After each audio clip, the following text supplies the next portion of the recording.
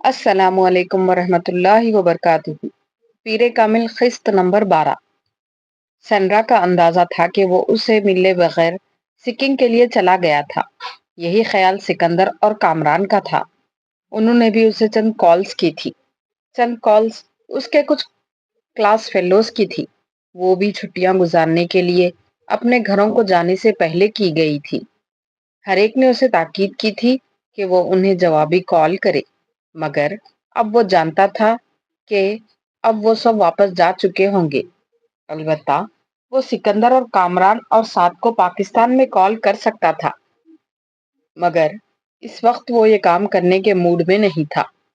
کافی کے ایک مگ کے ساتھ 2 سلائس کھانے کے بعد اس نے گھر پر موجود چند میڈیسنز لی اور پھر دوبارہ بیڈ پر لیٹ گیا۔ اس کا خیال تھا کہ بخار کے لیے اتنا ہی کافی تھا، اور شام تک وہ اگر مکمل طور نہیں تو کافی حد تک ٹھیک ہو چکا ہوگا۔ اس کا اندازہ بالکل غلط ثابت ہوا۔ شام کے وقت میڈیسن کے زیر اثر آنے والی نیند سے بیزار ہوا تو اس کا جسم بری طرح بخار میں پھنک رہا تھا۔ اس کی زبان اور ہونٹ خشک تھے اور اسے اپنا حلق کانٹوں سے بھرا محسوس ہو رہا تھا۔ پورے جسم کے ساتھ ساتھ اس کا سر درد بھی شدید درد کی گرفت میں تھا، اور شاید اس کے اس طرح بیدار ہونے کی وجہ یہ شدید بخار اور تکلیف ہی تھی۔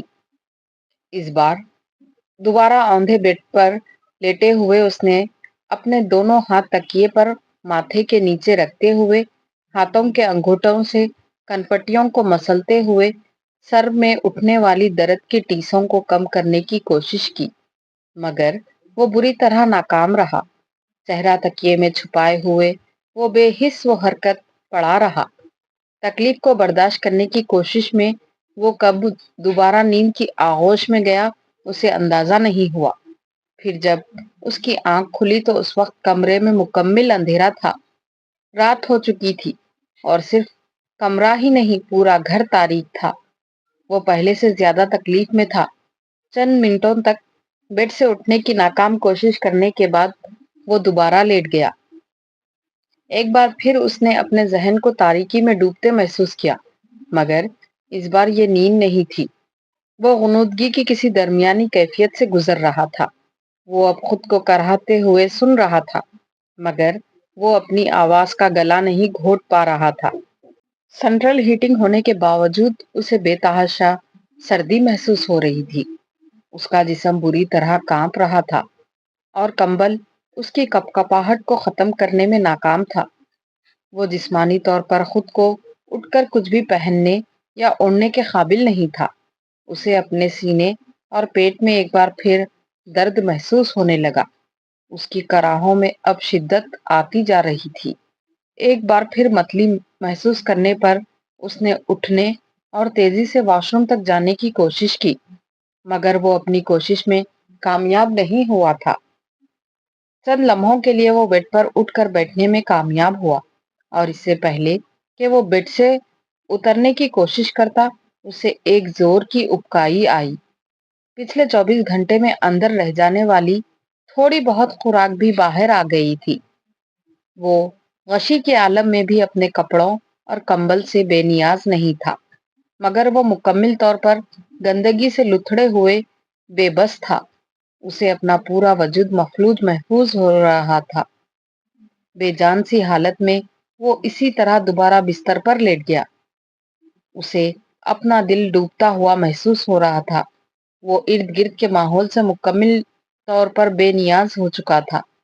غشی کی کیفیت میں کراہوں کے ساتھ اس کے منہ میں جو کچھ آ رہا تھا وہ بولتا جا رہا تھا۔ غشی کا یہ سلسلہ کتنے گھنٹے جاری رہا تھا اسے یاد نہیں۔ ہاں، البتہ اسے یہ ضرور یاد تھا کہ اس کی کیفیت کے دوران اسے ایک بار یوں محسوس ہوا تھا جیسے وہ مر رہا ہے، اور اسی وقت زندگی میں پہلی بار موت سے عجیب سا خوف محسوس ہوا تھا۔ وہ کسی نہ کسی طرح فون تک پہنچنا چاہتا تھا، وہ کسی کو بلانا چاہتا تھا، مگر وہ بستر سے نیچے نہیں اتر سکا۔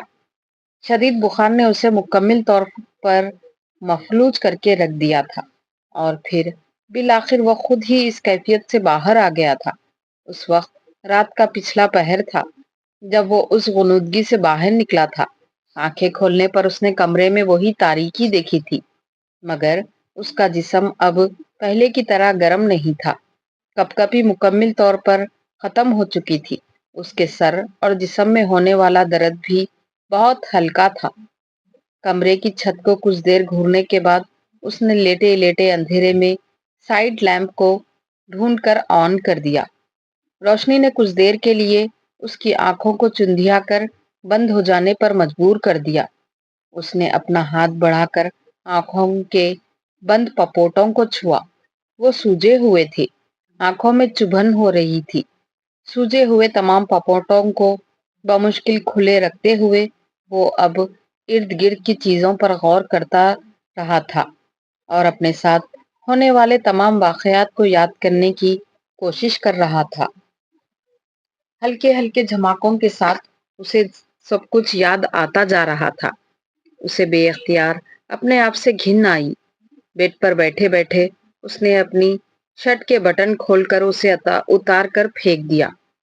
फिर लड़खड़ाते हुए बेड से उतर गया और कंबल और बेडशीट भी खींचकर उसने बेड से उतारकर फर्श पर डाल दिए। उन्हीं लड़खड़ाते कदमों के साथ वो सोचे समझे बगैर बाथरूम में घुस गया। बाथरूम में मौजूद बड़े आईने के सामने अपने चेहरे पर नजर पड़ते ही उसे जैसे शॉक लगा था। उसकी आंखें अंदर धसी हुई थी और उनके गर्द पड़ने वाले हलके बहुत नुमाया थे और चेहरा बिल्कुल जर्द था। उसके होठों पर पपड़ियां जमी हुई थी। उसे उस वक्त देखने वाला यही सोचता कि वो किसी लंबी बीमारी से उठा है। 24 घंटों में इतनी शेव बढ़ गई है। उसने हैरानी के आलम में अपने गालों को छूते हुए कहा, इतनी बुरी शक्ल तो मेरी फूड पॉइजनिंग के बाद हॉस्पिटल में रहकर भी नहीं हुई थी, जितनी एक दिन के इस बुखार ने कर दी है। वो बेयकीनी के आलम में अपने हलकों को देखते हुए बड़बड़ाया। टब में पानी भरकर वो उसमें लेट गया।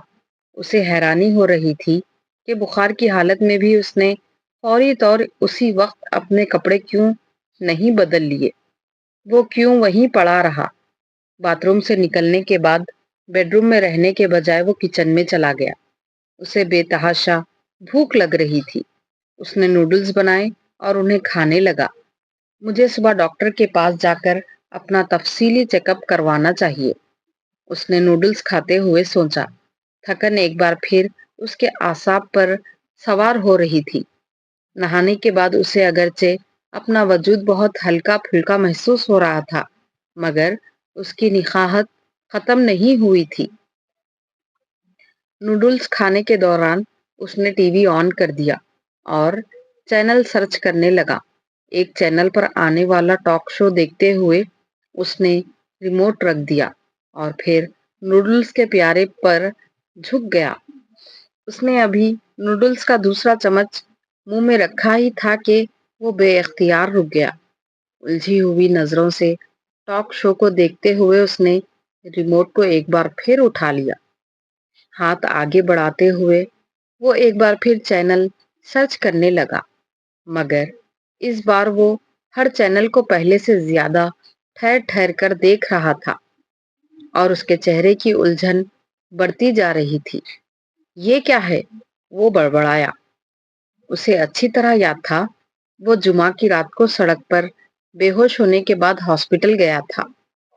हफ्ते का सारा दिन उसने वहीं गुजारा था और इतवार की दोपहर को वो वापस आया था। इतवार की दोपहर को सोने के बाद वो अगले दिन 11 बजे के करीब उठा था।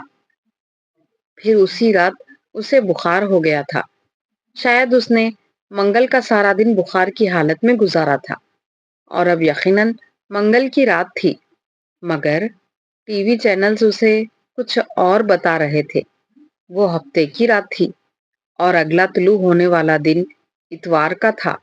उसने अपनी रिस्ट वॉच पर एक नजर दौड़ाई जो लॉन्ग रूम की मेज पर पड़ी थी। उसका मुंह खुले का खुला रह गया। उसने नूडल्स का प्याला मेज पर रख दिया। एक लख्त ही जैसे उसकी भूख उड़ गई थी। वहां मौजूद तारीख ने उसे जैसे एक और झटका दिया था। क्या मतलब है? کیا میں 5 دن بخار میں مبتلا رہا ہوں؟ 5 دن ہوش و حواس سے بے خبر رہا ہوں؟ مگر یہ کیسے ہو سکتا ہے؟ یہ کیسے ممکن ہے؟ وہ بڑبڑا رہا تھا۔ 5 دن 5 دن تو بہت ہوتے ہیں۔ یہ کیسے ممکن ہے کہ مجھے 5 دن گزرنے کا پتہ ہی نہ چلے؟ میں 5 دن تک اس طرح بے ہوش کیسے رہ سکتا ہوں؟ وہ لڑکھڑاتے قدموں کے ساتھ تیزی سے آنسر فون کی طرف بڑھ گیا۔ فون پر اس کے لیے کوئی ریکارڈ پیغام نہیں تھا۔ پاپا نے مجھے کوئی کال نہیں کی۔ اور ساتھ سب کو کیا ہو گیا؟ کیا میں انہیں یاد نہیں رہا؟ اسے جیسے کوئی پیغام نہ پا کر شوق لگا تھا۔ وہ بہت دیر تک بالکل ساکت فون کے پاس بیٹھا رہا۔ یہ کیسے ہو سکتا ہے کہ پاپا کو میرا خیال ہی نہ رہا ہو، یا کسی اور فرینڈ کو، یا پھر کسی اور کو اسی طرح مجھے کیسے چھوڑ دیا انہوں نے؟ اور اس وقت اسے پہلی بار احساس ہوا کہ اس کے ہاتھ ایک بار پھر کپ کپا رہے تھے۔ وہ نخاہت یا کمزوری نہیں تھی، پھر وہ کیا تھی جو اسے کانپنے پر مجبور کر رہا تھا؟ وہ اٹھ کر واپس صوفے کی طرف چلا آیا۔ نوڈلز کے پیالے کو ہاتھ میں لے کر وہ ایک بار پھر انہیں کھانے لگا۔ اس بار نوڈلز میں چند منٹ پہلے کا ذائقہ بھی ختم ہو چکا تھا۔ اسے لگا وہ بے ذائقہ ربڑ کے چند نرم ٹکڑوں کو چبا رہا ہے۔ چند چمچے لینے کے بعد اس نے پیالہ دوبارہ ٹیبل پر رکھ دیا۔ وہ اسے کھا نہیں پا رہا تھا۔ وہ اب بھی عجیب سی بے یقینی کی گرفت میں تھا۔ کیا واقعی وہ 5 دن یہاں اکیلا اس طرح پڑا رہا تھا کہ اسے خود اپنے بارے میں پتا تھا اور نہ ہی کسی اور کو؟ وہ ایک بار پھر واش روم میں چلا گیا۔ اس کا چہرہ کچھ دیر پہلے جیسا نہیں لگ رہا تھا۔ نہانے سے وہ کچھ بہتر ہو گیا تھا، مگر اس کی شیو اور آنکھوں کے گرد پڑے ہوئے حلقے اب بھی اسی طرح موجود تھے۔ آئینے کے سامنے کھڑے ہو کر وہ کچھ دیر تک اپنی آنکھوں کے گرد پڑے ہوئے حلقوں کو چھوتا رہا، جیسے اسے یقین نہ آ رہا ہو کہ وہ واقعی وہاں موجود تھے یا پھر اس کا وہم ہے۔ اسے ایک دم اپنے چہرے پر موجود بالوں سے وحشت ہونے لگی تھی۔ وہیں کھڑے کھڑے اس نے شیونگ کٹ نکالی اور شیو کرنے لگا۔ شیو کرتے ہوئے اسے ایک بار پھر احساس ہوا کہ اس کے ہاتھ کانپ رہے تھے۔ ایک کے بعد دیگرے اسے 3 کٹ لگے۔ اس نے شیو کے بعد اپنا چہرہ دھویا اور اس کے بعد تولیے سے آئینے میں اپنے آپ کو دیکھتے ہوئے اسے خشک کرنے لگا۔ جب اسے ان زخموں سے رستے ہوئے خون کا احساس ہوا تو اس نے چہرے کو تولیے سے تھپتھپانا بند کر دیا۔ خالی اس ذہنی کے عالم میں وہ آئینے میں اپنے چہرے کو دیکھنے لگا۔ اس کے گالوں پر آہستہ آہستہ ایک بار پھر خون کے قطرے نمودار ہو رہے تھے، گہرا سرخ رنگ۔ وہ پلکیں جھپکائے بغیر ان خطروں کو دیکھتا رہا۔ 3 ننھے ننھے سرخ خطرے۔ What is next to ecstasy? Pain, سرد اور مدھم آواز آئی۔ وہ پتھر کے بت کی طرح ساکت ہو گیا۔ What is next to pen? Nothingness. اسے ایک ایک لفظ یاد تھا۔ نتھنگنیس؟ وہ آئینے میں اپنے آپ کو دیکھتے ہوئے بڑبڑایا۔ اس کے گالوں کی حرکت سے خون کے قطرے اس کے گالوں پر پھسلنے لگے۔ And what comes next to nothingness? Hell! Salar کو ایک دم ابکائی آئی۔ وہ واش بیسن پر بے اختیار دوہرا ہو گیا۔ چند منٹ پہلے کھائی گئی خوراک ایک بار پھر باہر آ گئی تھی۔ اس نے نل کھول دیا۔ اس نے اس کے بعد کیا پوچھا تھا؟ اس نے اس کے جواب میں کیا کہا تھا؟ اسے یاد تھا۔ ابھی تمہیں کوئی چیز سمجھ میں نہیں آ رہی، آئے گی بھی نہیں۔ ایک وقت آئے گا جب تم سب کچھ سمجھ جاؤ گے۔ ہر شخص پر ایک وقت آتا ہے جب وہ سب کچھ سمجھنے لگتا ہے، جب کوئی معمہ نہیں رہتا۔ میں اس دور سے گزر رہی ہوں، تم پر وہ دور آئندہ کبھی آئے گا۔ اس کے بعد تم دیکھنا کیا تمہیں ہنسی آتی ہے۔ سالار کو ایک اور ابکائی آئی۔ اسے اپنی آنکھوں سے پانی بہتا ہوا محسوس ہوا۔ زندگی میں ہم کبھی نہ کبھی اس مقام پر آ جاتے ہیں جہاں سارے رشتے ختم ہو جاتے ہیں، وہاں صرف ہم ہوتے ہیں اور اللہ ہوتا ہے۔ کوئی ماں باپ، کوئی بہن بھائی، کوئی دوست نہیں ہوتا۔ پھر ہمیں پتا چلتا ہے کہ ہمارے پیروں کے نیچے زمین ہے، نہ ہمارے سر کے اوپر کوئی آسمان، بس صرف ایک اللہ ہے جو ہمیں اس خلا میں بھی تھامے ہوئے ہے۔ پھر پتا چلتا ہے ہم زمین پر پڑی مٹی کے ڈھیر میں ایک ذرے یا درخت پر لگے ہوئے ایک پتے سے زیادہ کی وقت نہیں رکھتے۔ پھر پتا چلتا ہے کہ ہمارے ہونے یا نہ ہونے سے صرف ہمیں فرق پڑتا ہے، صرف ہمارا کردار ختم ہو جاتا ہے۔ کائنات میں کوئی تبدیلی نہیں آتی، کسی چیز پر کوئی اثر نہیں پڑتا۔ سالار کو اپنے سینے پر عجیب سا درد محسوس ہو رہا تھا۔ اس نے بہتے ہوئے پانی کو منہ میں ڈالا، اسے ایک بار پھر اکائی آئی۔ اس کے بعد ہماری عقل ٹھکانے آ جاتی ہے۔ وہ اس آواز کو اپنے ذہن سے جھٹکنے کی کوشش کر رہا تھا۔ اسے حیرانی ہو رہی تھی، وہ اسے اس وقت کیوں یاد آئی تھی۔ وہ اس آواز کو اپنے ذہن سے جھٹکنے کی بار بار کوشش کر رہا تھا۔ اس نے پانی کے چھینٹے اپنے چہرے پر مارنے شروع کر دیے، چہرے کو ایک بار پھر پوچھنے لگا۔ آفٹر شیو کی بوتل کھول کر اس نے گالوں پر موجود ان زخموں پر لگانا شروع کر دیا جہاں اب اسے پہلی بار تکلیف ہو رہی تھی۔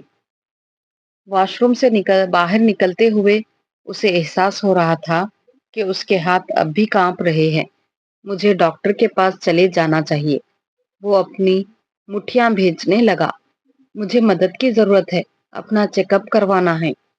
وہ نہیں جانتا تھا اسے ایک دم وہاں وحشت کیوں ہونے لگی تھی۔ اسے اپنا سانس وہاں بند ہوتا محسوس ہو رہا تھا، یوں جیسے کوئی اس کی گردن پر پاؤں رکھے آہستہ آہستہ دباؤ ڈال رہا تھا۔ کیا یہ ممکن ہے کہ سب لوگ مجھے اس طرح بھول جائیں؟ اس طرح؟ اس نے اپنی وارڈروب سے نئے کپڑے نکال کر ایک بار پھر کچھ دیر پہلے کا پہنا ہوا لباس بدلنا شروع کر دیا۔ وہ جلد از جلد ڈاکٹر کے پاس جانا چاہتا تھا۔ اسے اپنے اپارٹمنٹ سے ایک دم خوف محسوس ہونے لگا تھا۔ اس رات گھر آ کر وہ تقریباً ساری رات جاگتا رہا تھا۔ ایک عجیب سی کیفیت نے اسے اپنی گرفت میں لیا ہوا تھا۔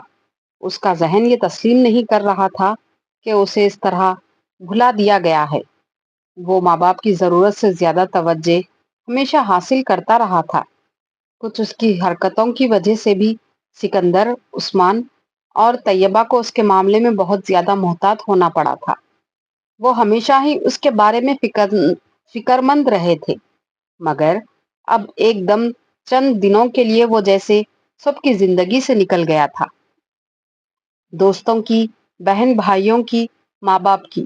وہ اگر اس بیماری کے دوران وہاں اس اپارٹمنٹ میں مر جاتا تو کسی کو پتہ تک نہیں چلتا، شاید تب تک جب تک اس کی لاش گلنے سڑنے نہ لگتی۔ اور اس موسم میں ایسا ہونے میں کتنے دن لگتے؟ وہ اس رات ایک ایک گھنٹے کے بعد اپنے آنسر فون کو چیک کرتا رہا۔ اگلا پورا ہفتہ اس نے اسی بے یقینی کے عالم میں اپنے اپارٹمنٹ میں گزارا۔ پورے ہفتے کے دوران اسی کہیں کوئی کال نہیں ملی۔ کیا یہ سب لوگ مجھے بھول گئے ہیں؟ کیا یہ سب لوگ مجھے بھول گئے ہیں؟ وہ وحشت زدہ ہو گیا۔ ایک ہفتے تک بے وقوفوں کی طرح کسی کی کال کا انتظار کرتے رہنے کے بعد اس نے خود سب سے رابطے کی کوشش کی۔ وہ انہیں فون پر بتانا چاہتا تھا کہ اس کے ساتھ کیا ہوا تھا، وہ کس کیفیت سے گزرا تھا۔ وہ ان کے ساتھ شکوہ کرنا چاہتا تھا، مگر ہر ایک سے رابطہ کرنے پر اسے پہلی بار یوں محسوس ہوا جیسے کسی کو اس میں کوئی دلچسپی ہی نہیں تھی۔ ہر ایک کے پاس اپنی مصروفیت کی تفصیلات تھی۔ سکندر اور طیبہ اسے آسٹریلیا میں اپنی سرگرمیوں سے آگاہ کرتے رہے۔ وہ وہاں کیا کر رہے تھے، کتنا انجوائے کر رہے تھے۔ وہ کچھ غائب دماغی کے عالم میں ان کی باتیں سنتا رہا۔ تم انجوائے کر رہے ہو اپنی چھٹیاں؟ بہت لمبی چوڑی بات کے بعد طیبہ نے بالآخر اس سے پوچھا۔ میں؟ ہاں بہت، وہ صرف 3 لفظ بول سکا۔ وہ واقعی نہیں جانتا تھا کہ اسے طیبہ سے کیا کہنا، کیا بتانا چاہیے۔ باری باری سب سے بات کرتے ہوئے وہ پہلی بار اس قسم کی صورتحال اور کیفیت سے دوچار ہوا تھا۔ ان میں سے ہر ایک کو بنیادی طور پر صرف اپنی زندگی سے دلچسپی تھی۔ شاید وہ انہیں اپنے ساتھ ہونے والے واقعات بتاتا تو وہ اس کے لیے تشویش کا اظہار کرتے، پریشان ہو جاتے، مگر وہ سب بعد میں ہوتا۔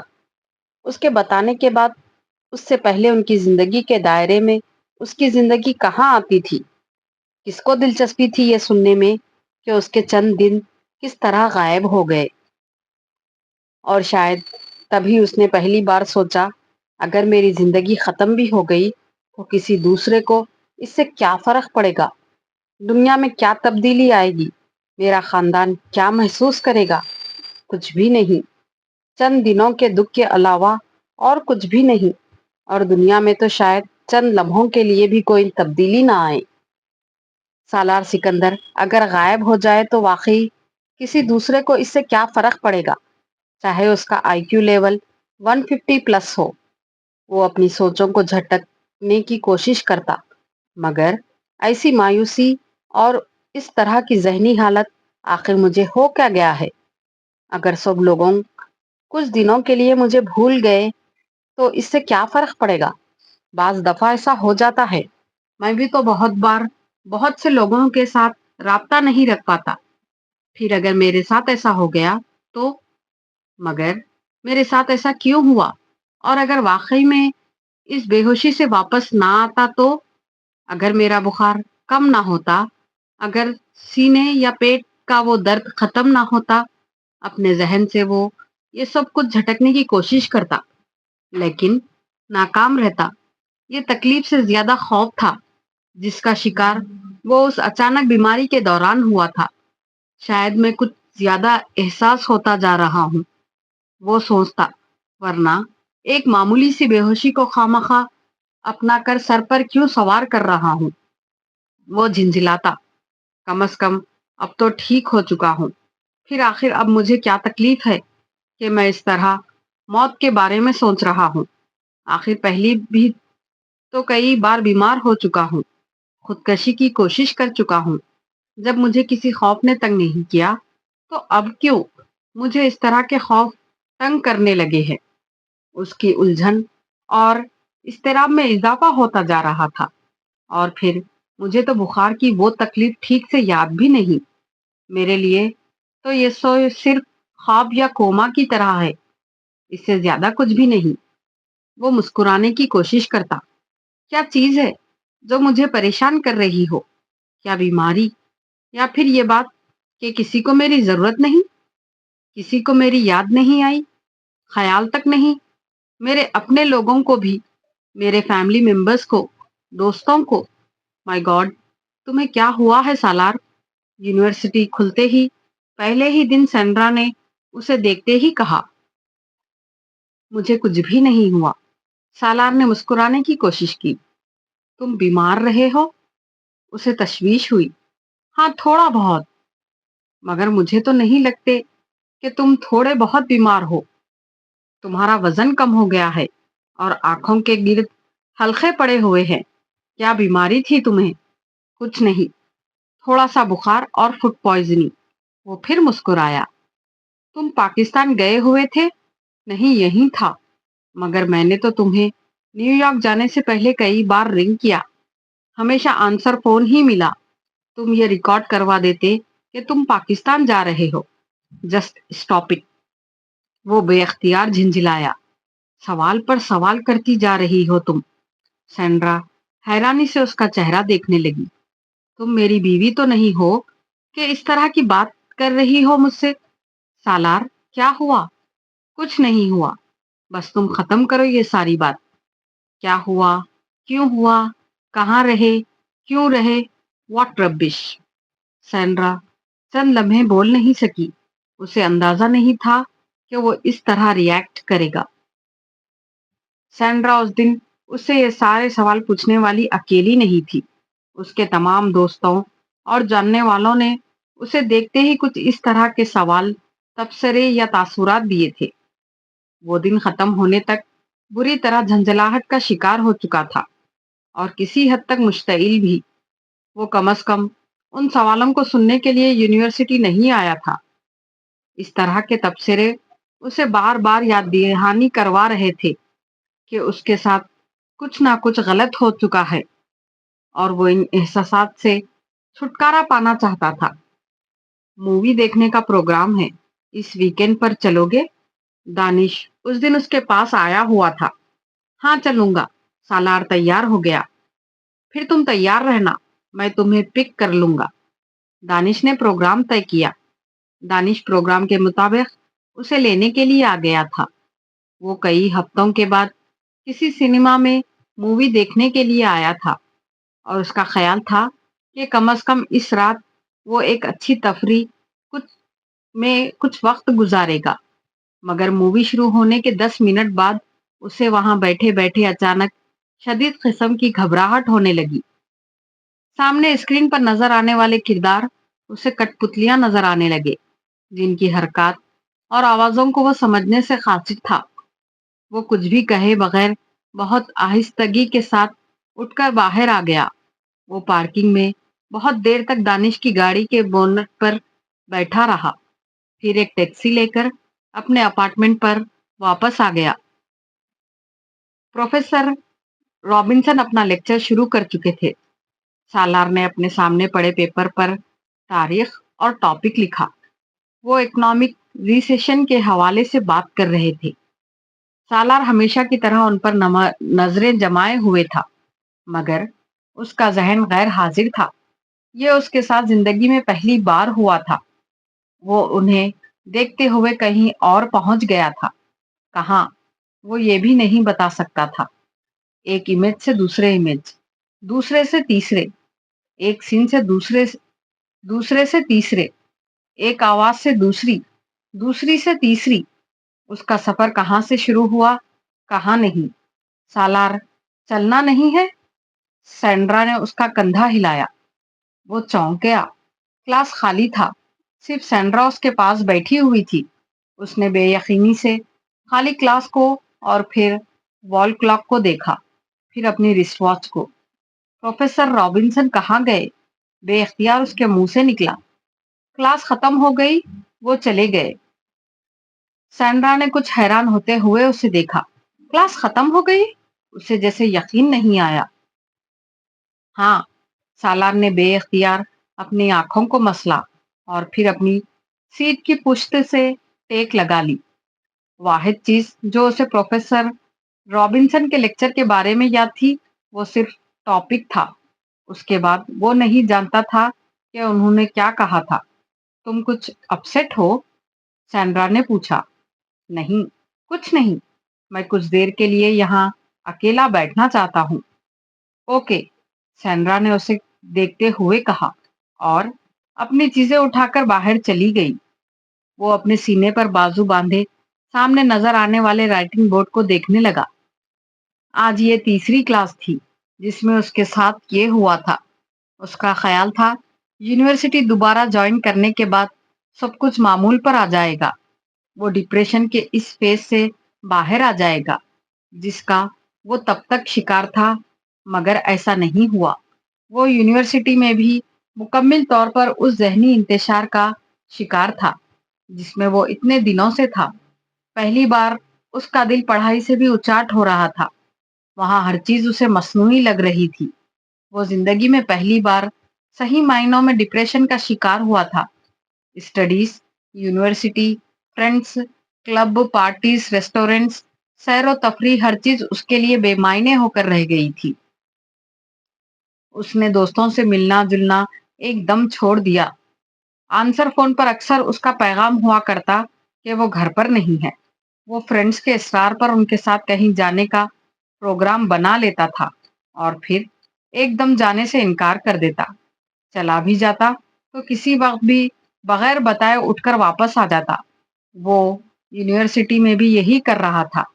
ایک دن جاتا، 2 دن غائب رہتا، ایک پیریڈ لیتا، اگلے 2 پیریڈ چھوڑ دیتا۔ اپنے اپارٹمنٹ میں کبھی کبھار وہ سارا دن بیڈ پر لیٹے ہوئے گزار دیتا۔ بعض دفعہ وہ فلم دیکھنا شروع کرتا اور 1.5-2 گھنٹے کے بعد اس کی سمجھ میں یہ نہیں آتا کہ وہ کیا دیکھ رہا ہے۔ टीवी चैनल्स घुमाते हुए वो उसी कैफियत का शिकार रहता। उसकी भूख खत्म हो गई थी। वो कोई चीज खाना शुरू करता और फिर एकदम उसका दिल डूब जाता। वो उसी तरह उसे छोड़ देता। बाज दफा वो पूरा पूरा दिन कुछ भी नहीं खाता, सिर्फ एके बाद दीगरे कॉफी के कप अपने अंदर उंडेलता रहता। वो चैन समोकर नहीं था, मगर इन दिनों बन गया था। वो अपनी चीजें बहुत खरीने से रखने का आदी था, मगर इन दिनों उसका अपार्टमेंट गंदगी की मिसाल था और उसे उन बिखरी हुई चीजों को देखकर कोई उलझन नहीं होती थी। उसने अपने बहन भाइयों और वालिदैन से भी गुफ्तगू बहुत मुख्तसर कर दी थी। वो फोन पर बोलते रहते, वो दूसरी तरफ कुछ भी कहे बगैर खामोशी से सुनता रहता या हूं हाँ में जवाब दे देता। उसके पास उन्हें बताने के लिए, उनके साथ शेयर करने के लिए एकदम सब कुछ खत्म हो गया था और उसे उनमें से एक बात की भी वजह मालूम नहीं थी। और उसे ये बात भी मालूम थी कि उसकी इन तमाम कैफियत और हालत का ताल्लुक इमामा हाशिम से है। ना वो उसकी जिंदगी में आती, ना उसके साथ ये सब कुछ होता। पहले वो उसे नापसंद करता था, अब उसे इमामा से नफरत होने लगी थी। पछतावे का जो हल्का सा एहसास कुछ अरसे उसके साथ रहा था, वो गायब हो गया था। उसके साथ जो हुआ ठीक हुआ। मैंने उसके साथ जो किया ठीक किया। उसके साथ इससे ज्यादा बुरा होना चाहिए था। वो खुद ब खुद ही अपने आप से कहता रहता। उसे इमामा हाशिम की जबान से निकले हुए हर लफ्ज, हर हुर्फ, हर जुमले से नफरत थी। उसे उसकी बातें याद आती और उसकी नींद गायब हो जाती। एक अजीब सी वहशत उसे घेर लेती। उसने उस रात जिन बातों का मजाक उड़ाया था, वो अब हर वक्त उसके कानों में गूंजने लगी थी। क्या मैं पागल हो रहा हूँ? क्या मैं अपने होश और हवास आहिस्ता आहिस्ता खोता जा रहा हूँ? क्या मैं शीज फरीना का शिकार हो रहा हूँ? बाज दफा उसे बैठे बिठाए खौफ महसूस होने लगता। हर चीज की बेमानवियत बढ़ती जा रही थी। हर चीज की बेमकसदियत और अया हो रही थी। वो कहाँ था? क्या था? क्यों था? कहाँ खड़ा था? क्यों खड़ा था? उसे हर वक्त ये सवालात तंग करने लगे। क्या होगा अगर मैं येल से एक एमबीए की डिग्री ले लूंगा? बहुत अच्छी जॉब मिल जाएगी। कोई फैक्ट्री शुरू कर लूंगा। फिर क्या ये वो काम था जिसके लिए मुझे जमीन पर उतारा गया? 150 प्लस आईक्यू लेवल के साथ कि मैं चंद और डिग्रियां लूं, शानदार बिजनेस करूं, शादी करूं, बच्चे पैदा करूं, ऐश करूं, फिर मर जाऊं। बस। उसने जिंदगी में 4 दफा सिर्फ अपने तजस्सुस के लिए मौत के तजुर्बे से गुजरने की कोशिश की थी, मगर अब शदीद डिप्रेशन के आलम में भी वो खुदकशी की कोशिश नहीं कर रहा था। 24 घंटे मौत के बारे में सोचने के बावजूद भी वो उसे छूना नहीं चाहता था। लेकिन अगर उससे कोई ये पूछ लेता कि क्या वो जिंदा रहना चाहता है, तो वो वहां जवाब देने में भी तामुल करता। वो जिंदा रहना नहीं चाहता था क्योंकि वो जिंदगी के मफहूम को नहीं जानता था। वो मरना नहीं चाहता था क्योंकि वो मौत के मफहूम से भी वाकिफ नहीं था। वो किसी खला में मुअल्लक था, किसी दरमियान वाली जगह में, किसी बीच वाली कैफियत में, जिंदा रहते हुए मुर्दा, मुर्दा होते हुए जिंदा। वो सरशारी की इंतहा पर पहुंच रहा था, लम्हा ब लम्हा। 150 आईक्यू लेवल रखने वाला वो शख्स जो अपने सामने कही और सुनी जाने वाली कोई भी चीज नहीं भुला सकता था। सिगरेट का धुआं उड़ाते, बियर के घूंट लेते, नाइट क्लब में रक्स करते, महंगे रेस्टोरेंट में डिनर करते, अपनी गर्लफ्रेंड के साथ रात गुजारते, वो सिर्फ एक बात सोचता रहता। क्या जिंदगी का यही मकसद है? ऐश और आसाइश, शानदार लिबास, बेहतरीन खुराक, आला तरीन सहूलतें, 60-70 साल की एक जिंदगी और फिर उसके बाद फिर का कोई जवाब नहीं होता था। मगर इस फिर की वजह से उसकी जिंदगी के मामूलात बिगड़ गए थे। वो रफ्ता रफ्ता बेख्वाबी का शिकार हो रहा था। और ये उन्हीं दिनों था कि उसने अचानक मजहब में दिलचस्पी लेना शुरू की। ڈپریشن سے نجات کے لیے وہ بہت سے لوگوں کو یہی کام کرتے دیکھتا تھا۔ اس نے بھی یہی کام شروع کر دیا۔ اس نے اسلام کے بارے میں کچھ کتابیں پڑھنے کی کوشش کی۔ تمام کتابیں اس کے سر کے اوپر سے گزر گئی۔ کوئی لفظ، کوئی بات اسے اپنی طرف نہیں کھینچ رہی تھی۔ وہ خود پر جبر کر کے چند صفحات پڑھتا اور ان کتابوں کو رکھ دیتا۔ کچھ وقت گزرنے کے بعد پھر اٹھاتا، پھر رکھ دیتا۔ نہیں، شاید مجھے عملی طور پر عبادت شروع کرنی چاہیے۔ اس سے ہو سکتا ہے کہ مجھے کچھ فائدہ ہو۔ وہ اپنے آپ کو خود ہی سمجھاتا، اور ایک دن جب وہ سعد کے پاس تھا تو اس نے یہی کیا۔ میں بھی چلتا ہوں تمہارے ساتھ، اس نے سعد کو باہر نکلتے دیکھ کر کہا۔ مگر میں تو عشاء کی نماز پڑھنے جا رہا ہوں، سعد نے اسے یاد دہانی کروائی۔ میں جانتا ہوں، اس نے اپنے جوگس کے تسمے کستے ہوئے کہا۔ میرے ساتھ مسجد چلو گے؟ وہ حیران ہوا۔ ہاں، وہ کھڑا ہو گیا۔ نماز پڑھنے کے لیے؟ ہاں، سالار نے کہا۔ اس طرح دیکھنے کی کیا ضرورت ہے؟ میں کافر تو نہیں ہوں؟ کافر تو نہیں ہو، مگر چلو خیر، پڑھ لینا آج۔ سعد نے کچھ کہتے کہتے بات بدل دی۔ میں تو تمہیں پہلے ہی کتنے بار ساتھ چلنے کے لیے کہہ چکا ہوں۔ سالار نے جواب میں کچھ نہیں کہا۔ وہ خاموشی سے چلتے ہوئے اس کے ساتھ باہر آ گیا۔ اب اگر آج مسجد جا ہی رہے ہو تو پھر جاتے رہنا، یہ نہ ہو کہ بس آج پہلا اور آخری وزٹ ہو۔ سعد نے عمارت سے باہر نکلتے ہوئے اس سے کہا۔ باہر اس وقت برف باری ہو رہی تھی۔ مسجد رہائش کی عمارت سے کچھ فاصلے پر تھی۔ وہ ایک مصری خاندان کا گھر تھا جس کا نچلا حصہ مسجد کے طور پر ان لوگوں نے استعمال کے لیے دیا ہوا تھا، جبکہ اوپر والے حصے میں وہ لوگ خود رہتے تھے۔ بعض دفعہ وہاں نمازیوں کی تعداد 10-15 کے درمیان ہی رہتی تھی۔ سعد مسجد تک پہنچنے تک سالار کو ان تفصیلات سے آگاہ کرتا رہا۔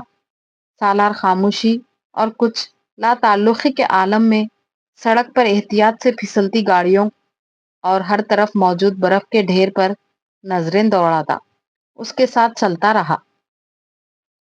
5-7 منٹ چلتے رہنے کے بعد ایک موڑ کر ساتھ ایک گھر کا دروازہ کھول کر اندر داخل ہو گیا۔ دروازہ بند تھا، مگر لاک نہیں تھا، اور ساتھ نے دروازے پر دستک دی تھی، نہ ہی کسی سے اجازت مانگی تھی۔ بڑے مانوس سے انداز میں اس نے دروازے کا ہینڈل گھمایا اور پھر اندر داخل ہو گیا۔ سالار نے اس کی پیروی کی۔ تم وضو کر لو، سعد نے اچانک اسے مخاطب کیا، اور پھر اسے ساتھ لے کر ایک دروازہ کھول کر ایک باتھ روم میں داخل ہو گیا۔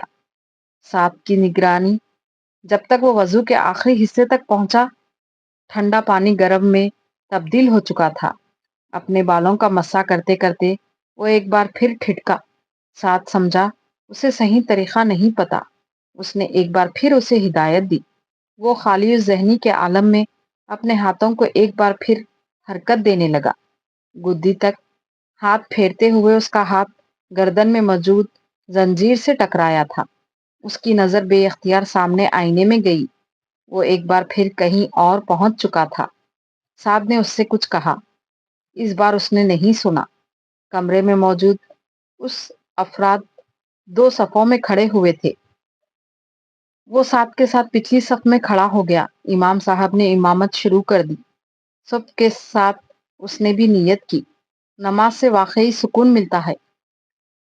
اس نے کوئی 2 ہفتے پہلے ایک لڑکے کو نماز کے مسئلے پر سعد کے ساتھ بحث میں الجھا پایا تھا۔ مجھے تو ملتا ہے، سعد نے کہا۔ میں تمہاری بات نہیں کر رہا، میں سب کی بات کر رہا ہوں۔ سب کو ملتا ہے، اس لڑکے نے کہا تھا۔ یہ منحصر ہے کہ سب کتنا انوالو ہو کر نماز پڑھتے ہیں۔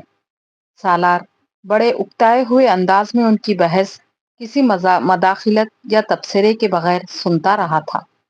اس وقت وہ لاشعوری طور پر نماز میں انہماک پیدا کرنے کی کوشش کر رہا تھا۔ سکون؟ میں واقعی دیکھنا چاہتا ہوں کہ نماز سے سکون کیسے ملتا ہے۔ اس نے رکوع میں جاتے ہوئے اپنے دل میں سوچا۔ پھر اس نے پہلا سجدہ کیا۔ اس کے اضطراب اور بے چینی میں یک با یک اضافہ ہو گیا۔ جن الفاظ کو وہ امام صاحب کی زبان سے سن رہا تھا وہ بہت نامانوس لگ رہے تھے۔ جو لوگ اس کے ارد گرد کھڑے تھے وہ اسے ناآشنا لگ رہے تھے۔ جس ماحول میں وہ موجود تھا وہ اسے غیر فطری لگ رہا تھا، اور جو کچھ وہ کر رہا تھا وہ اسے منافقت محسوس ہو رہی تھی۔ ہر سجدے کے ساتھ اس کے دل و دماغ کا بوجھ بڑھتا جا رہا تھا۔ اس نے پہلی 4 رکعتیں بمشکل ختم کی۔ سلام پھرنے کے دوران اس نے اپنی دائیں جانب والے ادھیڑ عمر شخص کے گالوں پر آنسو دیکھے۔ اس کا دل وہاں سے بھاگ جانے کو چاہا۔ وہ جی کڑا کر کے ایک بار پھر کھڑا ہو گیا۔ اس نے ایک بار پھر نماز میں پوری طرح منہمک ہونے کی کوشش کی۔ اس بار میں پڑھی جانے والی آیات کے ہر لفظ پر غور کروں گا۔ شاید اس طرح اس کی سوچ کا تسلسل ٹوٹ گیا۔ نیت کی جا رہی تھی، اس کا دل مزید اچاٹ ہو گیا، سر کا بوجھ بڑھتا جا رہا تھا۔ اس نے آیت کے مفہوم پر غور کرنے کی کوشش کی۔ الحمدللہ رب العالمین۔ سورہ فاتحہ کی تلاوت شروع ہوئی۔ الرحمن الرحیم۔ اس نے توجہ مرکوز رکھنے کی بھرپور کوشش کی۔ مالکی یوم الدین۔ توجہ بھٹکی۔ ایاک نعبد و ایاک نستعین۔ اسے سورہ فاتحہ کا ترجمہ آتا تھا۔ اس نے چند دن پہلے ہی پڑھا تھا۔ اہدنا الصراط المستقیم، سیدھا راستہ۔ اس نے ذہن میں دہرایا۔ صراط المستقیم، سیدھا راستہ۔ اس کا دل چاہا وہاں سے بھاگ جائے۔ اس نے وہاں نماز جاری رکھنے کی ایک آخری کوشش کی۔ صراط الذین انعمت۔ اس کا ذہن ایک بار پھر پیچھے گیا۔ علیہم غیر المغضوب علیہم ولا الضالین۔ اس نے اپنے بندھے ہوئے ہاتھ کھولے۔ وہ آخری صف میں کھڑا تھا۔ بہت آہستگی سے چند قدم پیچھے گیا اور صف سے نکل گیا۔ یہ کام میں نہیں کر سکتا، میں نماز نہیں پڑھ سکتا، اس نے جیسے اعتراف کیا۔ بہت خاموشی کے ساتھ وہ پیچھے ہوتا گیا۔ باقی لوگ اب رکوع میں جا رہے تھے۔ وہ مڑ کر دبے قدموں مگر تیز رفتاری سے باہر نکل گیا۔ مسجد سے نکلتے ہوئے اس کے جاگرز اس کے ہاتھ میں تھے۔ غائب دماغی کے عالم میں وہ باہر سیڑھیوں پر کھڑے ہو کر چند لمحے ادھر ادھر دیکھتا رہا۔ اس کے بعد وہ سیڑھیاں اتر گیا۔ پاؤں میں جرابے اور ہاتھ میں جاگرز پکڑے وہ خالی ذہنی کے عالم میں عمارت کی عقبی دیوار کی طرف آ گیا۔ وہاں بھی ایک دروازہ اور کچھ سیڑھیاں نظر آ رہی تھی، مگر وہ سیڑھیاں برف سے اٹی ہوئی تھی۔ دروازے پر موجود لائٹ بھی روشن نہیں تھی۔ اس نے جھک کر سب سے اوپر والی سیڑھی کو اپنے جاگرز کے ساتھ صاف کیا اور برف صاف کرنے کے بعد وہاں بیٹھ گیا۔ کچھ دیر پہلے ہونے والی برف باری اب ختم ہو چکی تھی۔ اس نے سیڑھی پر بیٹھ کر اپنے جاگرز پہن لیے۔ تسمے کسنے کے بعد وہ ایک بار پھر سیدھا ہو کر دروازے سے ٹیک لگا کر بیٹھ گیا۔ اس کے دونوں ہاتھ جیکٹ کی جیبوں میں تھے۔ جیکٹ سے لگے ہوئے ہونٹ کو وہ سر پر چڑھا چکا تھا۔ سامنے سڑک پر اکا دکا گاڑیوں کی آمد و رفت جاری تھی۔ وہ سیڑھیوں پر اپنی ٹانگیں پھیلائے اس نے اپنی جیب میں پشت ہاتھ ڈال دروازے کر سے لائٹر ٹکائے۔ نکال لیا ان اور اکا اسے جلا دکا کر گاڑیوں اپنے اور فٹ پیروں پاتھ کے پر قریب چلنے والے لوگوں سیڑھیوں کو پر پڑی دیکھنے لگا۔ برف کو پگھلانے لگا۔ وہاں اس سرد کچھ اور دیر تک کوہر وہ اسی آلود رات میں سرگرمی میں کھلے مشغول آسمان کے رہا۔ نیچے بیٹھے پھر ہوئے جیسے اس نے وہ کچھ دیر اٹھا کر پہلے لائٹر مسجد کے دوبارہ گرم جیب میں کمرے ڈال میں لیا۔ زیادہ سکون جس محسوس وقت وہ کر رہا سیدھا تھا، ہوا اس یا نے کم اپنے از کم بالکل سامنے بہتر ایک محسوس عورت کر کو رہا تھا۔ کھڑا پایا۔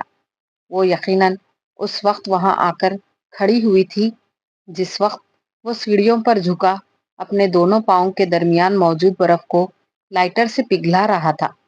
وہ نیم تاریکی میں بھی اس کے چہرے کی مسکراہٹ کو دیکھ سکتا تھا۔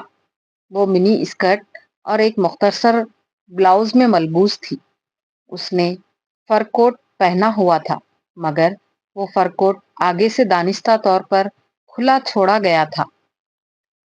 وہ فر کوٹ کی دونوں جیبوں میں ہاتھ ڈالے سالار کے بالکل سامنے بڑے اسٹائل سے کھڑی تھی۔ سالار نے سر سے لے کر پاؤں تک اسے دیکھا۔ اس کی لمبی ٹانگیں اس سردی میں بھی برہنہ تھی۔ اس کے عقب میں موجود دکانوں کی روشنیوں کے بیک گراؤنڈ میں اس کی ٹانگیں ایک دم بہت نمایاں ہو رہی تھی، اور اس کی ٹانگیں بہت خوبصورت تھی۔ کچھ دیر تک وہ ان سے نظریں نہیں ہٹا سکا۔ اس عورت کے پیروں میں بوٹ نما ہائی ہیل کے جوتے تھے۔ سالار حیران تھا، وہ برف کے اس ڈھیر پر ان جوتوں کے ساتھ کس طرح چلتی ہوگی۔ I charge 50 for 1 hour، اس عورت نے بڑے دوستانہ انداز میں کہا۔ سالار نے اس کی ٹانگوں سے نظریں ہٹا کر اس کے چہرے کو دیکھا۔ اس کی نظریں ایک بار پھر اس کی ٹانگوں پر گئی۔ کئی سالوں میں پہلی بار اسے کسی پر ترس آیا۔ کیا مجبوری تھی کہ وہ اس برف باری میں بھی اس طرح برہنہ پھرنے پر مجبور تھی، جبکہ وہ اس موٹی جینس میں بھی سردی کو اپنی ہڈیوں میں گھستے محسوس کر رہا تھا۔ اوکے $40۔ اسے خاموش دیکھ کر اس عورت کو اندیشہ ہوا کہ شاید وہ قیمت اس کے لیے قابل قبول نہیں تھی، اس لیے اس نے فوراً اس میں کمی کر دی۔ سالار جانتا تھا $40 بھی زیادہ تھے۔ وہ سڑک پر $20 میں بھی 1 گھنٹے کے لیے کسی لڑکی کو حاصل کر سکتا تھا۔ وہ 35-40 کی تھی اور بات کرتے ہوئے محتاط نظروں سے سڑک پر ادھر ادھر دیکھ رہی تھی۔ سالار جانتا تھا یہ احتیاط کسی پولیس کا یا پولیس والے کے لیے تھی۔ Okay 30، no more bargaining, take it or leave it. سالار کی خاموشی نے اس کی قیمت کو کچھ اور کم کیا۔ سالار نے اس بار کچھ بھی کہے بغیر اپنی جیکٹ کے اندر کی جیب میں ہاتھ ڈالا اور وہاں موجود چند کرنسی نوٹ نکال کر اس کی طرف بڑھا دیے۔ اس کے پاس اس وقت والیٹ نہیں تھا۔ اس عورت نے حیرانی سے اسے دیکھا اور پھر ان نوٹوں کو ان کے ہاتھ سے جھپٹ لیا۔ وہ پہلا گاہک تھا جو اسے ایڈوانس پیمنٹ کر رہا تھا، اور وہ بھی $50، جبکہ وہ اپنی قیمت کم کر چکی تھی۔ تم میرے ساتھ چلو گے یا میں تمہارے ساتھ؟ وہ اب بڑی بے تکلفی سے اس سے پوچھ رہی تھی۔ نہ میں تمہارے ساتھ چلوں گا نہ تم میرے ساتھ، بس تم یہاں سے جاؤ۔ سالار نے ایک بار پھر سڑک کی دوسری طرف موجود دکانوں پر نظریں جماتے ہوئے کہا۔ وہ عورت بے یقینی سے اسے دیکھتی رہی۔ واقعی؟ ہاں، سالار نے بے تاثر لہجے میں کہا۔ تو پھر تم نے یہ کیوں دیے ہیں؟ اس عورت نے اپنے ہاتھ میں پکڑے نوٹوں کی طرف اشارہ کیا۔ تاکہ تم میرے سامنے سے ہٹ جاؤ۔ میں سڑک کے اس پار دکانیں دیکھنا چاہتا ہوں اور تم اس میں رکاوٹ بن گئی ہو۔ اس نے سرد مہری سے کہا۔ عورت بے اختیار خیخہ لگا کر ہنسی۔ تم اچھا مذاق کر لیتے ہو۔ کیا میں واقعی چلی جاؤں؟ ہاں۔ وہ عورت کچھ دیر اسے دیکھتی رہی۔ Okay thank you honey. Salar نے اسے مڑ کر سڑک پار کرتے ہوئے دیکھا۔ وہ لاشعوری طور پر اسے جاتا دیکھتا رہا۔ وہ سڑک پار کر کے ایک دوسرے کونے کی طرف جا رہی تھی۔ وہاں ایک اور آدمی کھڑا تھا۔ سالار نے دوبارہ نظریں ان دکانوں پر جما لی۔ برف باری ایک بار پھر شروع ہو چکی تھی۔ وہ پھر بھی اطمینان سے وہیں بیٹھا رہا۔ برف اب اس کے اوپر بھی گر رہی تھی۔ وہ رات کے 2:30 تک وہیں بیٹھا رہا۔ جب سڑک کے پار دکانوں کے اندر کی لائٹس اس نے ایک کے بعد دیگرے بند ہوتے دیکھی تو وہ اپنی جیکٹ اور جینس سے برف جھاڑتا ہوا اٹھ کھڑا ہوا۔ اگر وقفے وقفے سے وہ اپنی ٹانگیں ہلا نہ رہا ہوتا تو اس وقت تک وہ اپنے پیروں پر کھڑا ہونے کے قابل نہیں رہ سکتا تھا۔ اس کے باوجود کھڑا ہو کر قدم اٹھانے میں اسے کچھ دقت ہوئی۔ چند منٹ وہیں کھڑا اپنے پیروں کو جھٹکتا رہا اور پھر اسی طرح جیکٹ کی جیبوں میں ہاتھ ڈال کر واپس اپارٹمنٹ کی طرف جانے لگا۔ وہ جانتا تھا سعد نے اسے مسجد سے نکل کر بہت ڈھونڈا ہوگا اور اس کے بعد وہ واپس چلا گیا ہوگا۔ کہاں چلے گئے تھے تم؟ سعد اسے دیکھتے ہی چلایا۔ وہ کچھ کہے بغیر اندر چلا آیا۔ میں تم سے کچھ پوچھ رہا ہوں۔ سعد دروازہ بند کر کے اس کے پیچھے آ گیا۔ سالار اپنی جیکٹ اتار رہا تھا۔ کہیں نہیں گیا تھا، اس نے جیکٹ لٹکاتے ہوئے کہا۔ تمہیں پتا ہے کہ میں نے تمہیں کتنا تلاش کیا ہے، کہاں کہاں فون کیے ہیں، اور اب تو میں اتنا پریشان ہو چکا تھا کہ پولیس کو فون کرنے والا تھا۔ تم آخر اس طرح نماز چھوڑ کر گئے کہاں تھے؟ سالار کچھ کہے بغیر اپنے جاگرز اتارنے لگا۔ میں نے تمہیں بتایا ہے، کہیں نہیں۔ تو پھر اب تک کہاں تھے؟ سعد اس کے سامنے آ کر کھڑا ہو گیا۔ وہیں تھا، مسجد کے پچھلے حصے میں فٹ پاتھ پر اس نے اطمینان سے کہا۔ واٹ، اتنے گھنٹے تم وہاں فٹ پاتھ پر برف میں بیٹھے رہے ہو؟ سعد دم بخود رہ گیا۔ ہاں، کوئی تک بنتی ہے اس حرکت کی؟ وہ جھلایا۔ نہیں، کوئی تک نہیں بنتی، سالار نے اسی طرح سیدھا بیڈ پر لیٹتے ہوئے کہا۔ کچھ کھایا ہے؟ نہیں۔ تو کھانا کھا لو۔ نہیں، بھوک نہیں ہے۔ وہ اب چھت پر نظریں جمائے ہوئے تھا۔ سعد اس کے قریب بیڈ پر بیٹھ گیا۔ تمہارے ساتھ آخر مسئلہ کیا ہے؟ بتا سکتے ہو مجھے؟ سالار نے گردن کو ہلکی سی حرکت سے دے کر اسے دیکھا۔ کوئی مسئلہ نہیں ہے، بے تاثر لہجے میں کہا گیا۔ میں سمجھا تم اپنے اپارٹمنٹ چلے گئے ہو، مگر وہاں بار بار رنگ کرنے پر بھی تم نہ ملے۔ سعد بڑبڑا رہا تھا۔ سالار کی نظریں چھت پر ہی تھی۔ اس سے بہتر تھا کہ میں تمہیں اپنے ساتھ نماز پڑھنے لے کر ہی نہ جاتا۔ آئندہ میرے ساتھ مت جانا تم، سعد نے ناراضگی سے کہا۔ وہ اب اس کے بیڈ سے اٹھ گیا تھا۔ کچھ دیر تک وہ اپنے کام لپٹتا رہا، پھر وہ نائٹ بلب آن کر کے اپنے بیڈ پر لیٹ گیا۔ اس نے ابھی آنکھیں بند کی تھی جب اس نے سالار کی آواز سنی۔ سعد، ہاں۔ اس نے آنکھیں کھول دی۔ یہ صراط مستقیم کیا ہوتا ہے؟ سادہ لہجے میں پوچھے گئے سوال نے سعد کو حیران کر دیا۔ اس نے گردن موڑ کر بائیں جانب بیڈ پر سیدھا لیٹے ہوئے سالار کو دیکھا۔ صراط مستقیم سیدھے راستے کو کہتے ہیں، جانتا ہوں، مگر سیدھا راستہ کیا ہوتا ہے؟ اگلا سوال آیا۔ سعد نے اس کی طرف کروٹ لے لی۔ سیدھا راستہ مطلب نیکی کا راستہ۔ نیکی کیا ہوتی ہے؟ لہجہ ابھی بھی بے تاثر تھا۔ اچھے کام کو نیکی کہتے ہیں۔ اچھا کام؟ کوئی ایسا کام جو کسی دوسرے کے لیے کیا گیا ہو، کسی کی مدد کی گئی ہو، کسی پر مہربانی کی گئی ہو، وہ اچھا کام ہوتا ہے، اور ہر اچھا کام نیکی ہوتی ہے۔ ابھی کچھ گھنٹے پہلے ہی میں نے فٹ پاتھ پر ایک ہوکر کو $50 دیے، جبکہ وہ صرف $30 مانگ رہی تھی۔ اس کا مطلب ہے یہ نیکی ہوئی؟ سعد کا دل چاہا وہ ایک گھوسا اس کے منہ پر کھینچ مارے۔ وہ عجیب آدمی تھا۔ بکواس بند کرو اور سو جاؤ، مجھے بھی سونے دو۔ اس نے کمبل لپیٹ لیا۔ سالار کو حیرت ہوئی۔ وہ کس بات پر حیران ہوا تھا؟ تو یہ نیکی نہیں ہوئی؟ میں نے تم سے کہا ہے نا، اپنا منہ بند کرو اور سو جاؤ۔ سعد ایک بار پھر دہاڑا۔ اتنا ناراض ہونے کی ضرورت تو نہیں ہے، میں نے تم سے ایک بہت معمولی سا سوال کیا ہے، سالار نے بڑے تحمل سے کہا۔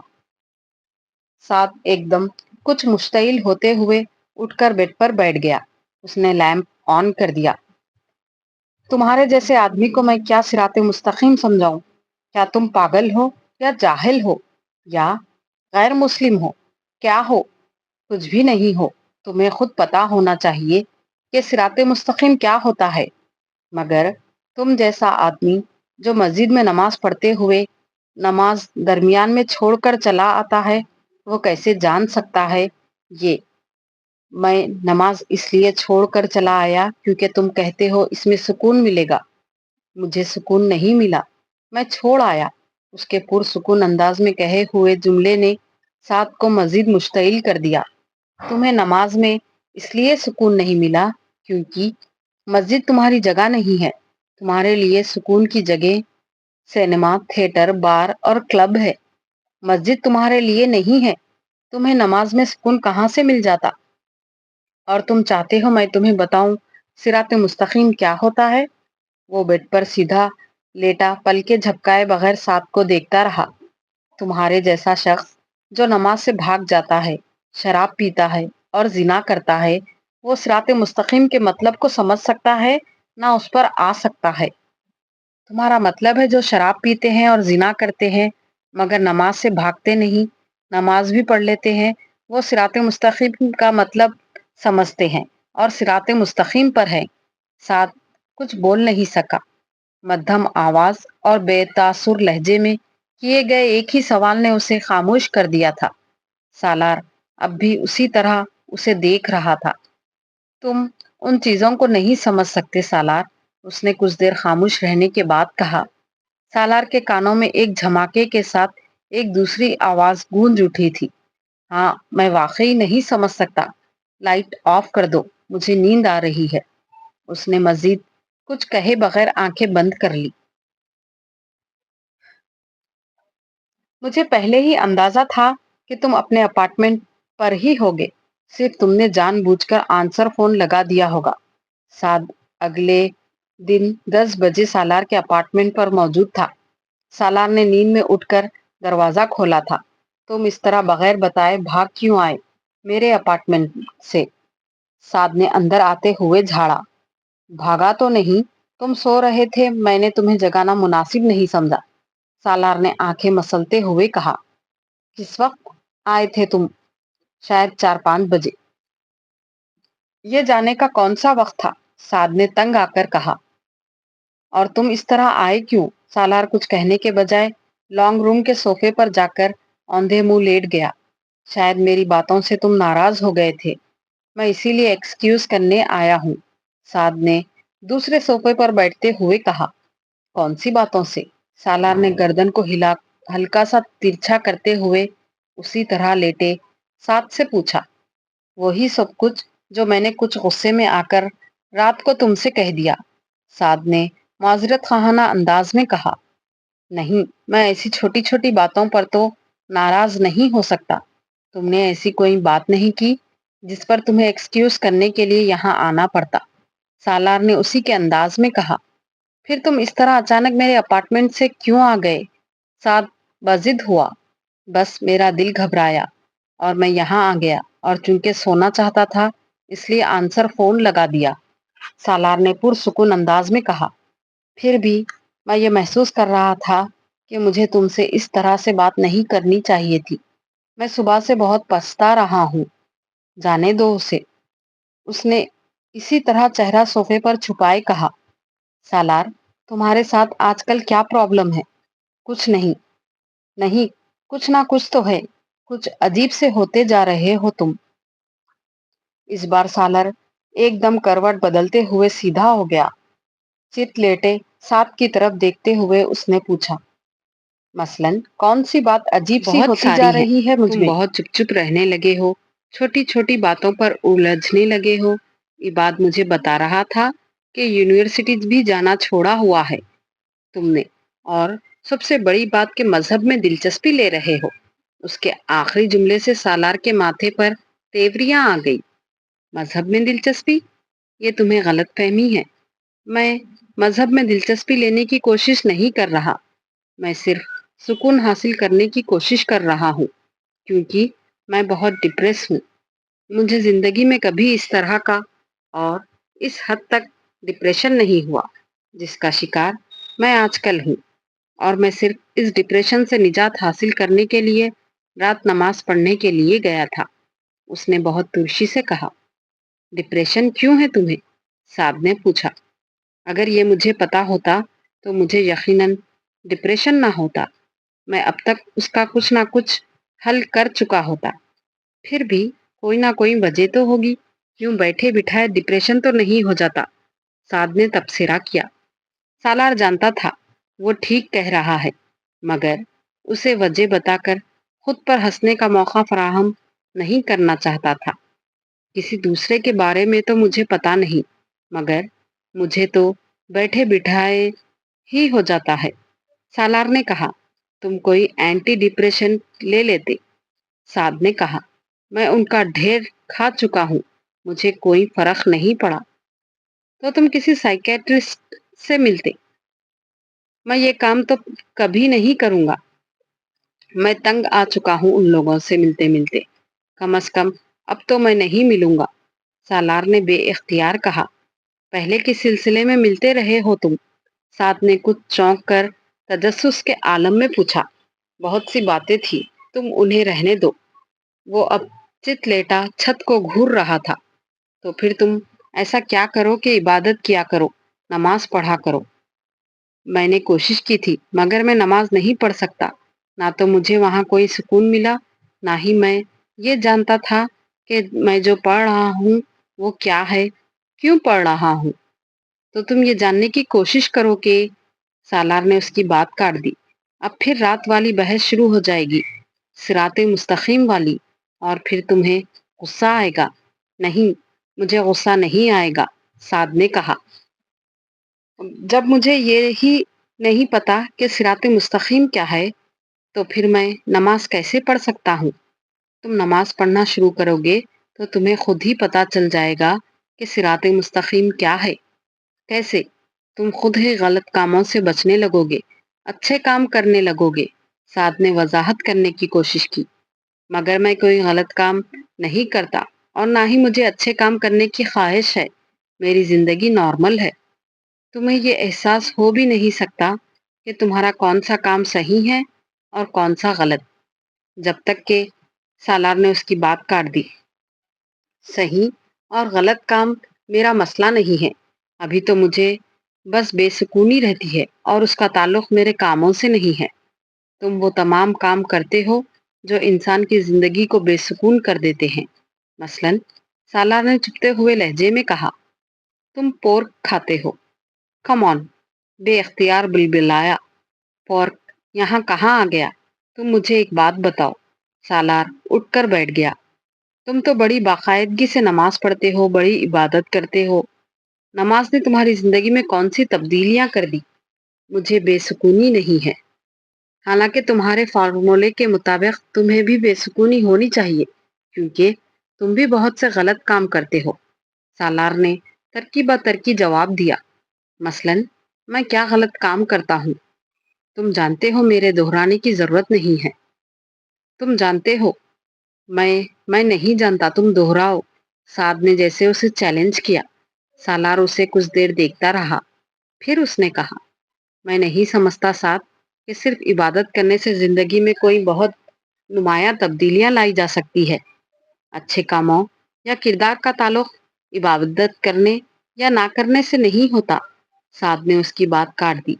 میں اسی لیے تم سے کہتا ہوں کہ اپنے مذہب میں کچھ دلچسپی لو اور اسلام کے بارے میں کچھ علم حاصل کرو، تاکہ اپنی اس غلط قسم کی فلسفی اور سوچ کو بدل سکو۔ میری سوچ غلط نہیں ہے۔ میں نے مذہبی لوگوں سے زیادہ جھوٹا، منافق اور دھوکے باز کسی کو نہیں پایا۔ میں امید کرتا ہوں تم برا نہیں مانو گے، مگر میں سچ کہہ رہا ہوں۔ ابھی تک مجھے 3 ایسے لوگوں سے واسطہ پڑا جو بہت مسلمان بنتے ہیں اور اسلام کی بات کرتے ہیں، اور تینوں فیک منافق ہیں، وہ بڑی تلخی سے کہہ رہا تھا۔ سب سے پہلے میں ایک لڑکی سے ملا، وہ بھی بڑی مذہبی بنتی تھی، پردہ کرتی تھی، بڑی پارسا اور پاک باز ہونے کا ڈرامہ کرتی تھی، اور ساتھ میں ایک لڑکے کے ساتھ افیئر چلا رہی تھی۔ اپنے منگیتر کے ہوتے ہوئے اس کے لیے گھر سے بھاگ بھی گئی۔ اسے ضرورت پڑی تو اس نے ایک ایسے شخص کی بھی مدد لی جسے وہ برا سمجھتی تھی، یعنی اسے اپنے فائدے کے لیے استعمال کرنے میں کوئی عار نہیں سمجھا۔ ان محترمہ پارسا خاتون نے، اس کے لبوں پر استہزائیہ مسکراہٹ تھی۔ اس کے بعد میں ایک اور آدمی سے ملا جس نے داڑھی رکھی ہوئی تھی، بڑا پکا اور سچے قسم کا مسلمان تھا وہ بھی، لیکن اس نے اس لڑکی کی مدد نہیں کی جس نے اس سے بھیک مانگنے کی حد تک مدد مانگی تھی۔ اس نے اس لڑکی سے شادی نہیں کی جسے وہ محبت کے نام پر بے وقوف بناتا رہا۔ اور ابھی کچھ عرصے پہلے میں یہاں امریکہ میں اس سے ملا تو اس کی داڑھی بھی غائب ہو چکی تھی، شاید اس کے اسلام کے ساتھ۔ وہ ہنسا۔ اور تیسرے تم ہو۔ تم پورک نہیں کھاتے، صرف یہ ایک حرام کام ہے جو تم نہیں کرتے، باقی سب تمہارے لیے جائز ہے۔ جھوٹ بولنا، شراب پینا، زنا کرنا، کلب میں جانا، غیبت کرنا، دوسروں کا مذاق اڑانا۔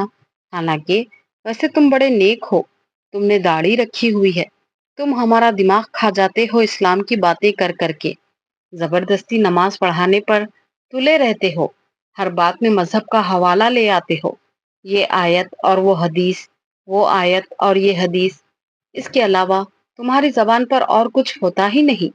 اور جب میں تمہارا عمل دیکھتا ہوں تو میں ذرہ بھر بھی تم سے متاثر نہیں ہوتا۔ کتنا مشکل ہوتا ہے اسلام کے بارے میں تمہارا لیکچر سننا، میں تمہیں بتا نہیں سکتا۔ مجھ میں اور تم میں زیادہ فرق تو نہیں ہے، تم داڑھی رکھ کر اور اسلام کر کے وہ سارے کام کرتے ہو جو میں داڑھی کے اور اسلام کی بات کیے بغیر کرتا ہوں۔ عبادت نے کیا انقلاب برپا کیا ہے تمہاری زندگی میں، سوائے اس کے کہ تمہیں ایک خوش فہمی ہو گئی ہے کہ تم تو سیدھے جنت میں جاؤ گے اور ہم سارے دوزخ میں۔ تمہارے قول اور فعل میں اگر یہ تضاد نہ ہو تو میں کبھی تم سے یہ سب نہ کہتا، مگر میں ریکویسٹ کرتا ہوں کہ تم دوسروں کو مذہب کی طرف راغب کرنے کی کوشش نہ کیا کرو، کیونکہ میں سمجھتا ہوں کہ تم خود بھی مذہب کے صحیح مفہوم سے واقف نہیں ہو۔ اب میری ان ساری باتوں کو مائنڈ مت کرنا۔ سالار اب ٹیبل پر پڑا ایک سگریٹ سلگاتا رہا۔ سعد تقریباً گونگا ہو گیا تھا۔ ٹھیک ہے، مجھ سے کچھ غلطیاں ہو جاتی ہے، مگر اللہ انسان کو معاف کر دیتا ہے، اور میں نے کبھی یہ تو نہیں کہا کہ میں بہت ہی اچھا مسلمان ہوں اور میں ضرور جنت میں جاؤں گا، لیکن میں اگر ایک اچھا کام کرتا ہوں اور دوسروں کو اس کی ہدایت کرتا ہوں تو یہ اللہ کی طرف سے مجھ پر فرض ہے۔ سعد نے کچھ دیر خاموش رہنے کے بعد اس سے کہا، سعد، تم خواہ دوسروں کی ذمہ داری اپنے سر پر مت لو۔ پہلے اپنے آپ کو ٹھیک کرو، پھر دوسروں کو ٹھیک کرنے کی کوشش کرو، تاکہ کوئی تمہیں منافق نہ کہہ سکے۔ اور جہاں تک اللہ کے معاف کر دینے کا تعلق ہے، تو اگر تمہارا یہ خیال ہے کہ وہ تمہاری غلطیوں کو معاف کر سکتا ہے تو پھر وہ ہمیں بھی معاف کر سکتا ہے۔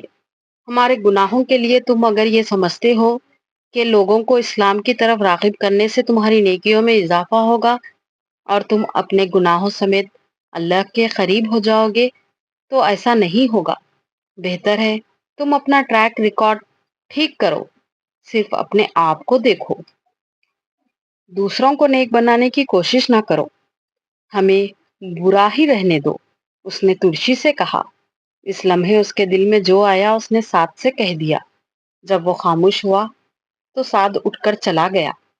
اس دن کے بعد اس نے دوبارہ کبھی سالار کے سامنے اسلام کی بات نہیں کی۔ کنٹینیو کیجیے گا قسط نمبر 13 میں۔ Thanks for watching.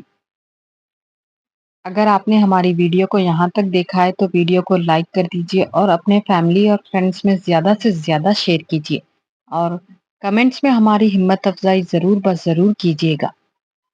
اور اگر ابھی تک آپ نے ہمارے چینل کو سبسکرائب نہیں کیا ہے تو چینل کو سبسکرائب بھی کر دیجیے۔ جزاک اللہ۔